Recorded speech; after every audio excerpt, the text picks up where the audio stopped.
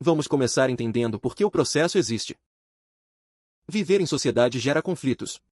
Duas ou mais pessoas querem o mesmo bem da vida, pode ser dinheiro, um imóvel, um carro, e uma delas resiste em ceder esse bem à outra.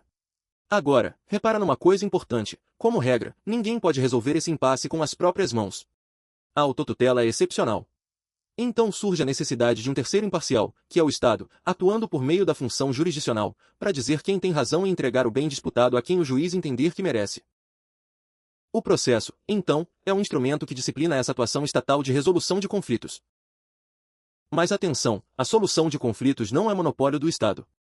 Existem meios alternativos, a arbitragem, a conciliação e a mediação, que também resolvem litígios sem que o Poder Judiciário profira a sentença. O direito processual civil estuda todas essas formas, mas dedica a maior parte da disciplina à atuação do juiz. Agora vamos entender o processo como procedimento em contraditório. A solução do conflito pelo juiz não pode ser arbitrária. Ela precisa seguir uma sequência organizada de atos: primeiro a petição inicial, depois a citação do réu, a manifestação sobre provas e documentos trazidos pela parte contrária, a produção de provas, e por fim a sentença. Esse encadeamento de atos, sempre permitindo que cada parte reaja aos atos da outra, é o que chamamos de processo. 3 enfoques do conceito de processo. Sequência de atos. O processo é uma sucessão de atos processuais, do primeiro, a petição inicial, até o último, que é a sentença ou o acórdão. Relação jurídica. O processo é um conjunto de relações entre autor, réu e juiz, cada um com direitos, deveres e prerrogativas próprios. Aplicação do direito. O processo é um instrumento pelo qual a norma geral e abstrata é aplicada a um caso concreto, transformando a pretensão em decisão definitiva. Repara que essas 3 leituras não são excludentes. São formas complementares de entender o mesmo fenômeno. Agora, vamos da pretensão ao direito, entendendo o papel da sentença. Antes do processo, autor e réu têm apenas pretensões e expectativas. A sentença transforma a incerteza em certeza, alguém ganha, alguém perde. É por isso que a sentença é considerada o principal ato do processo. Nela, a pretensão da parte vitoriosa se converte em direito reconhecido. Vamos falar agora da tutela jurisdicional e da sua efetividade. O resultado do processo é a tutela jurisdicional, e tutela, aqui, quer dizer proteção.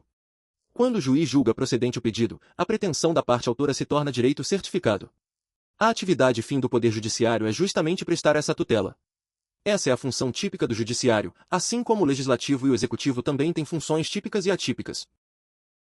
E aqui vale um alerta: notem a palavra especialmente. O direito processual civil estuda especialmente a prestação da tutela jurisdicional estatal, mas também abrange os meios alternativos, conciliação, mediação e arbitragem. Vamos entender agora a crítica ao CPC de 1973 e a mudança de paradigma que veio depois. O Código de 1973 se preocupava em estruturar um processo capaz de gerar uma sentença adequada. Só isso, porém, não bastava. A parte podia vencer a ação e, ainda assim, não conseguir efetivamente receber o que lhe era devido, faltavam mecanismos de execução eficazes. Um exemplo clássico: de que vale o juiz declarar que o réu deve R$ 50.000 ao autor, se este não consegue pôr a mão no dinheiro? Com o CPC de 2015, criou-se um arcabouço de instrumentos voltados à efetividade, buscando que o processo realmente satisfaça o direito reconhecido, e não apenas o declare. Isso nos leva à ideia de tutela satisfativa. Fala-se hoje em tutela jurisdicional satisfativa. O processo deve gerar um resultado prático, colocando a parte vencedora em situação melhor do que a que tinha antes de ajuizar a ação. No exemplo dos R$ 50.000, a tutela satisfativa é o juízo efetivamente providenciar meios de entregar o dinheiro ao autor, não apenas declarar que ele é devido. Sequência lógica da tutela jurisdicional efetiva. Conhecer, a sentença de mérito. Cumprir, a execução. Satisfazer, a entrega efetiva do bem da vida. Pontos importantes. Processo não é sinônimo exclusivo de atuação jurisdicional estatal. A conciliação, a mediação e a arbitragem também resolvem conflitos e são estudadas pelo direito processual civil, embora não sejam o foco central da disciplina. Não confundam sentença de mérito, que é declarar o direito, com tutela satisfativa, que é efetivamente entregar o bem da vida. O CPC de 2015 reforça que uma sem a outra é insuficiente. Cuidado com essa armadilha conceitual, a ideia de que ganhar a ação já resolve o problema da parte. Sob o CPC de 1973, era comum vencer a ação e não conseguir executar o resultado, um problema que o CPC de 2015 tentou sanar justamente com instrumentos de efetividade. A autotutela, ou seja, resolver o conflito com as próprias mãos, é vedada como regra geral. A jurisdição existe justamente para substituir essa prática. Erros clássicos.